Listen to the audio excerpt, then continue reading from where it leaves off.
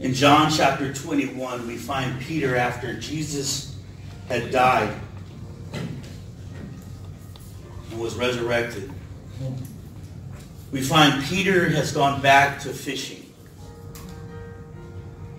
And I believe the reason why he went back to fishing is because of the imagery in his mind. All he saw himself as was the apostle who denied Jesus 3 times. So he probably figured that there's no use for him anymore. There's no purpose for him as an apostle.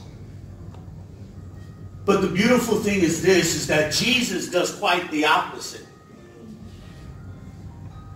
He has breakfast and he calls Peter from the boat. Of course, the scriptures say that Peter stripped of himself. There's that stripping of yourself. Dives into the water and swims to the shore. Jesus says, come and have breakfast with me, Peter. Amen.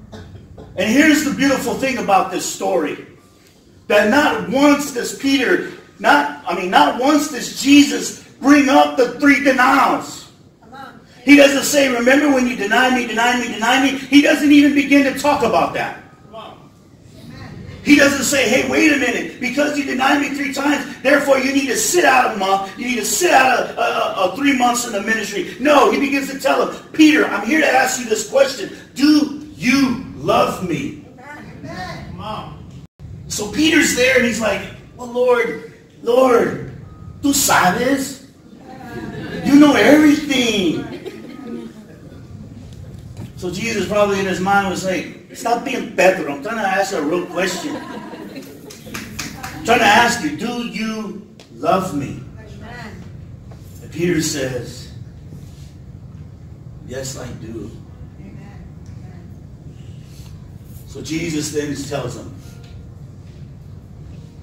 feed my sheep. Here's the important thing. What Jesus was trying to do was change the imagery in Peter's mind. Jesus knew that in his heart he loved him. But he needed Peter to begin to think about the love that he had for Jesus. Amen.